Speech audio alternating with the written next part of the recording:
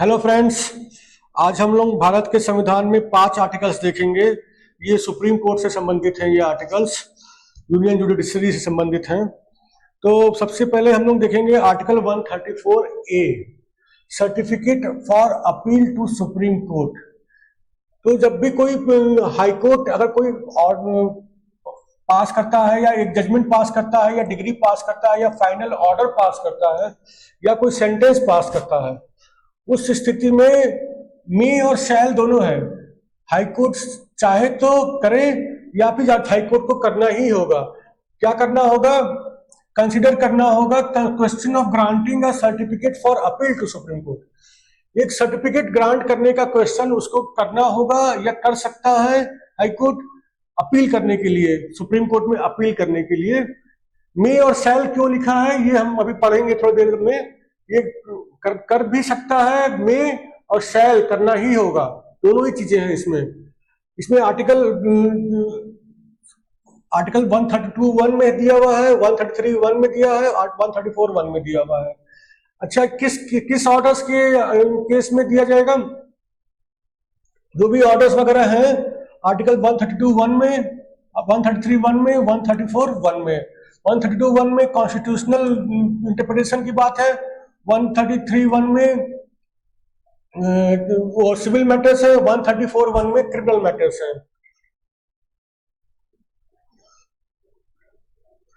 अच्छा, ये क्वेश्चन को कब डिसाइड करना होगा हाई कोर्ट को? Immediately after such order is passed और मेड। जैसे ही वो ऑर्डर पास किया गया है उसी समय तुरंत डिसाइड करना होगा कि certificate of appeal to Supreme Court दिया जाए कि नहीं दिया जाए। अच्छा, ये लेकिन मैंडेटरी नहीं, ये क्वेश्चन तो डिसाइड करना होगा लेकिन ये मैंडेटरी नहीं है हाई कोर्ट के लिए कि वो सर्टिफिकेट ऑफ अपील इशू करे ही करे। तो अच्छा, इसमें मे और शैल का क्या अंतर था? मे अगर उसको हाई कोर्ट को लगे क्योंकि ये फिट केस है इस केस अपील के लिए, तो फिर अपने आप से ही बिना किसी के कहे अपने आप से ही वो दे सकती है। और शैल अपने आप से दे सकती है या फिर वो इस क्वेश्चन को डिसाइड करने के लिए टेकअप कर सकती है कि दिया जाए कि नहीं दिया जाए। और हाईकोर्ट को ये करना ही होगा, ये क्वेश्चन को डिसाइड करना ही होगा कि दिया जाए कि नहीं दिया जाए certificate of appeal.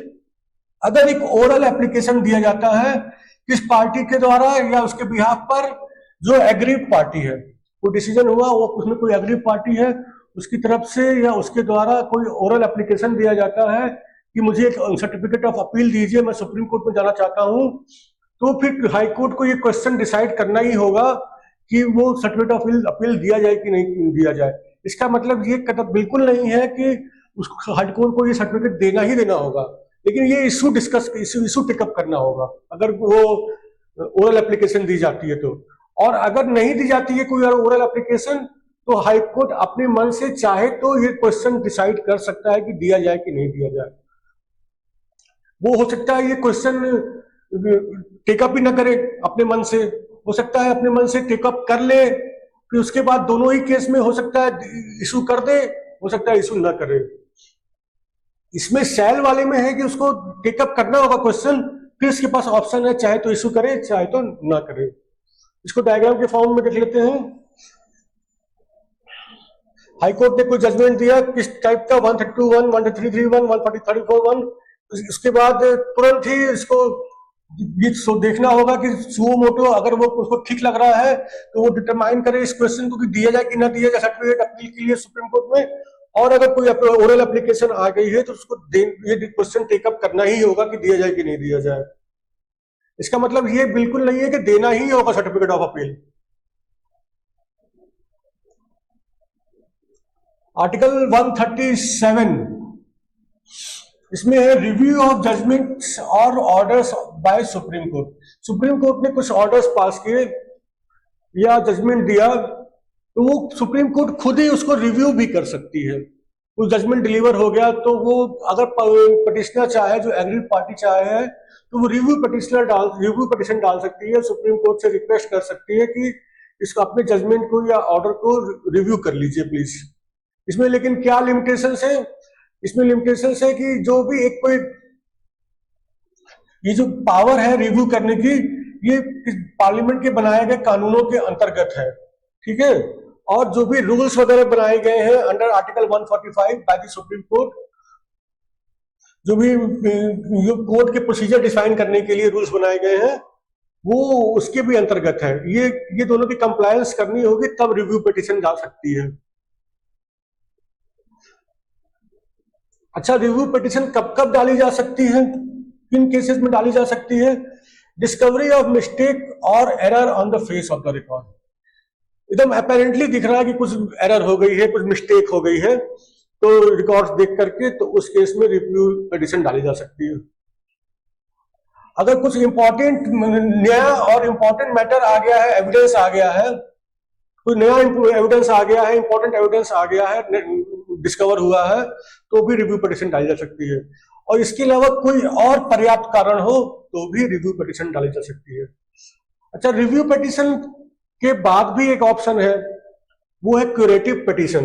Review petition में भी मान लीजिए हार गया कोई व्यक्ति, तो उसके पास एक और ऑप्शन बचता है, क्यूरेटिव पिटीशन। एक केस था Rupa Ashok Hurra versus Ashok hurrah.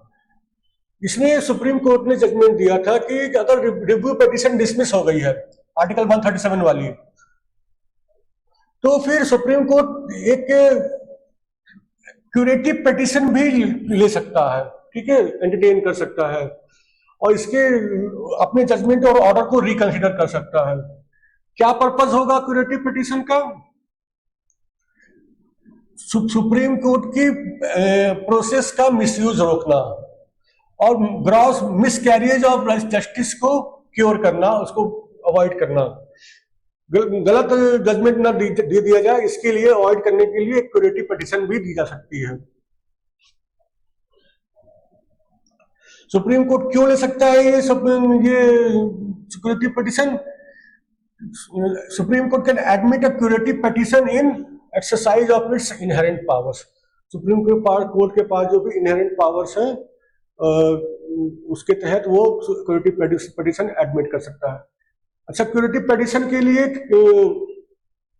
Requirements क्या है? पहले तो एक सीनियर एडवोकेट का एक सर्टिफिकेट लगेगा, और वो सीनियर एडवोकेट सर्टिफाई करेगा कि ये क्यूरेटिव पिटीशन के लिए रिक्वायरमेंट फुलफिल कर रहा है ये केस। और उसके बाद जो भी क्यूरेटिव पिटीशन का मैटर है वो पहले जजेस के पास सर्कुलेट किया जाएगा, उनके चेंबर में, उनके कोर्ट में नहीं, उनके चेंबर में सर्कुलेट किया जाएगा। कौन सी बेंच होगी? वो बेंच होगी 3 सीनियर मोस्ट जजेस की, सुप्रीम कोर्ट के 3 सीनियर मोस्ट जजेस की बेंच होगी। और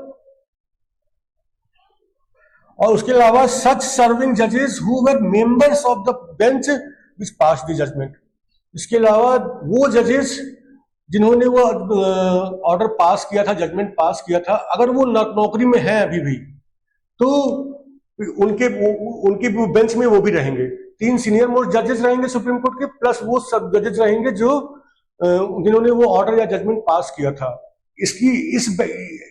इन लोगों से ये बेंच कंप्राइज बनेगी और उस बेंच को उनके चेंबर में भेजा जाएगा पिटीशन, कि वो सर्कुलेट किया जाएगा, पहले सीधे उनके कोर्ट में नहीं प्रस्तुत हो जाएगा। अब आ जाते हैं आर्टिकल 138 पर। 138 क्या है? Enlargement of the jurisdiction of supreme court.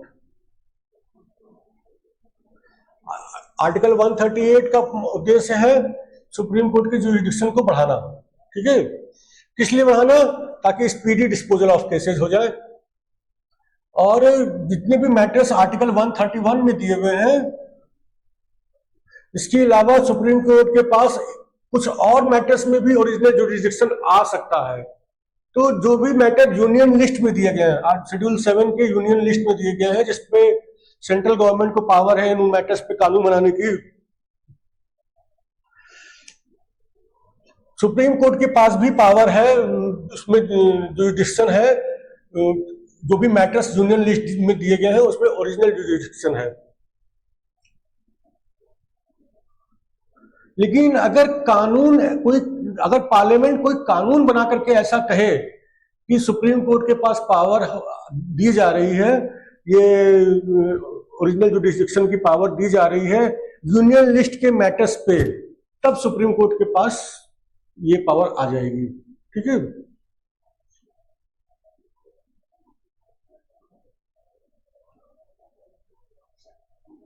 अच्छा, jurisdiction in respect of any matters conferred through special agreement between central government and state government। State government और सेंट्रल गवर्नमेंट के बीच कुछ ऐसा समझौता हो जाए तो भी सुप्रीम कोर्ट के पास ओरिजिनल जुडिस्डिक्शन आ जाएगी। कुछ एक मैटर्स ऐसे हो कि सेंट्रल गवर्नमेंट और स्टेट गवर्नमेंट आपस में समझौता कर लें कि इसमें हम लोग सीधे सुप्रीम कोर्ट में ही जाएंगे और किसी कोर्ट में नहीं जाएंगे, तो फिर एक स्पेशल एग्रीमेंट कर ले और उस एग्रीमेंट के तहत ये पावर कन्फर कर दें, तो फिर भी सुप्रीम कोर्ट को ओरिजिनल जुडिस्डिक्शन मिल जाएगी। हालांकि ये चीज तभी हो पाएगा कि जब पार्लियामेंट एक कानून बनाए इसके लिए। ठीक है, अगर पार्लियामेंट कोई कानून बनाए इस चीज के लिए तभी सुप्रीम कोर्ट को ये ओरिजिनल जुडिस्डिक्शन मिलेगी। अब नेक्स्ट आर्टिकल पे आ जाते हैं, confirm article 139, conferment on the supreme Court of powers to issue certain Ritz.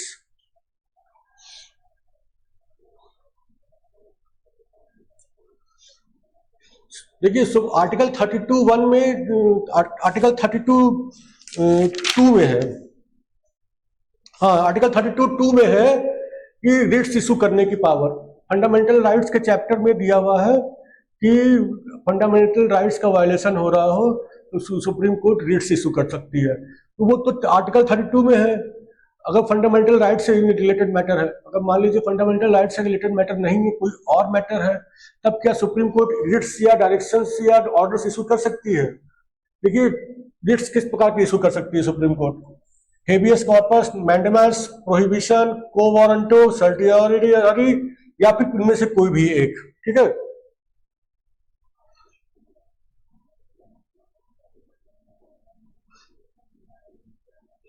अब आर्टिकल 32(2) में तो दिया था कि फंडामेंटल राइट्स के संबंध में दे सकते, रिट्स इशू कर सकती है या डायरेक्शंस इशू कर सकती है, ऑर्डर्स इशू कर सकती है अगर फंडामेंटल राइट्स का वायलेशन हो रहा है। लेकिन पार्लियामेंट चाहे तो एक कानून बना करके सुप्रीम कोर्ट को एम्पावर कर दे, सुप्रीम कोर्ट को पावर दे दे कि फला फला अन्य मुद्दों पर भी वो रिट्स इशू कर सकती हैं और ऑर्डर्स इशू कर सकती हैं। तो ये पार्लियामेंट चाहे तो कर सकती है, उस सुप्रीम कोर्ट को पावर दे सकती है। एक लास्ट आर्टिकल देखते हैं, transfer of certain cases, article 139A। अगर मान लीजिए कुछ केस है इसमें सब सेम मैटर है, क्वेश्चन ऑफ लॉ सेम है या सब्सटेंशियली सेम है, ठीक है ना, मोटा मोटी सेम है या बिल्कुल सेम है या मोटा मोटी सेम है, और वो केस पेंडिंग है सुप्रीम कोर्ट और वन और मोर हाई कोर्ट्स के समक्ष, या फिर 2 और मोर हाई कोर्ट्स के समक्ष, या तो सुप्रीम कोर्ट और 1 और मोर हाई कोर्ट्स, ठीक है, या फिर 2 और मोर हाई कोर्ट्स के समक्ष, और उसमें सुप्रीम कोर्ट सेटिस्फाइड है कि इस मैटर में substantial question of general importance involve है। इस क्वेश्चन में substantial question of general importance है, जनरल इंपॉर्टेंस का कोई क्वेश्चन है इस मैटर में, तो फिर सुप्रीम कोर्ट चाहे तो उसको केस को विड्रॉ कर सकती है सारे हाई कोर्ट से और खुद डिस्पोज कर सकती है। कब सुप्रीम कोर्ट सेटिस्फाई होगी? या तो खुद से वो खुद ही उसको लगे कि हाँ ये ऐसा जनरल इंपॉर्टेंस का मैटर है, या फिर एक एप्लीकेशन अटॉर्नी जनरल द्वारा दी जाए कि ये जनरल इंपॉर्टेंस का मैटर है, इसको केस को अपने पास मंगा लिया जाए, और या कोई उस केस की कोई पार्टी अगर ऐसा कोई एप्लीकेशन दे।